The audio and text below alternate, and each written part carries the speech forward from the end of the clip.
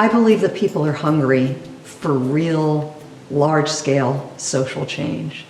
In the world now, there's a sense of urgency, need for speed, an intense desire for something different.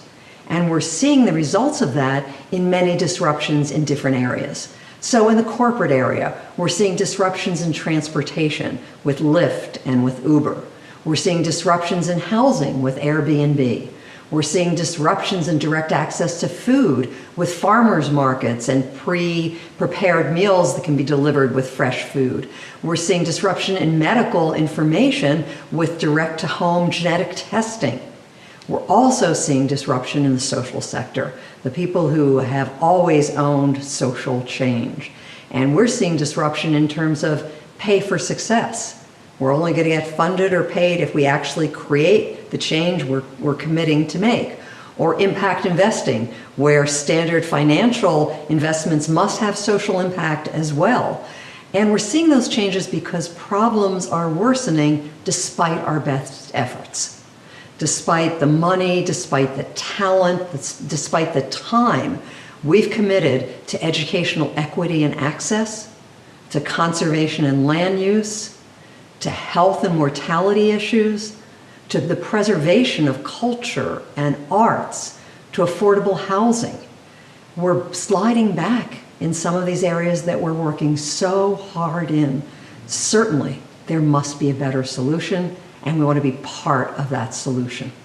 So what is large-scale social change? For our purposes, we're talking about collective action, not individual, but collective action by ordinary people, not the leaders, ordinary people who are working outside of the existing institutions, not necessarily, not in nonprofits, not in government, not in corporations, outside of institutions, toward a common goal with the intent to disrupt the status quo.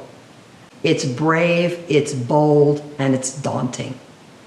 Because we generally understand how to lead institutions. We know how to understand those. Some of us are really trained to do that.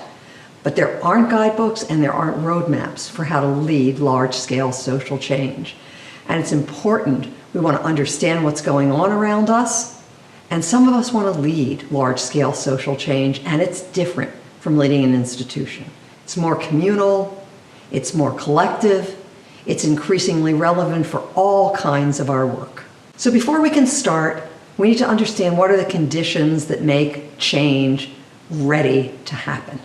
What are the readiness factors? What are the critical components that need to be in place before you pick up the levers that we're going to talk about and try to create that change?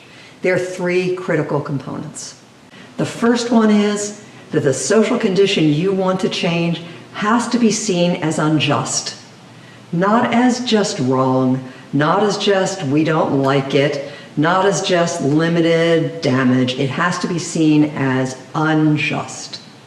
The second condition is that you have to be able to diagnose the problem and who's to blame. You've got to be able to point your finger at what went wrong here, what took us off track, what led us to this unjust situation that we're in now.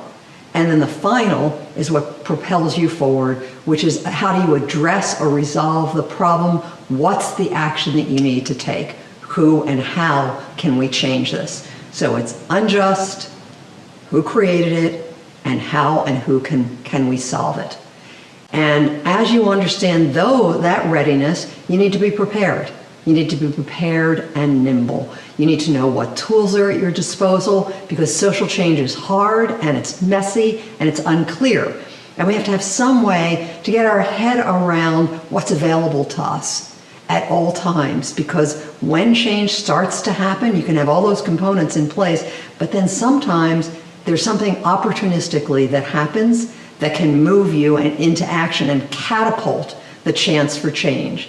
And what we've defined, what we've understood and designed is we're going to introduce a model of 7 different levers that are available to you to create the large-scale social change.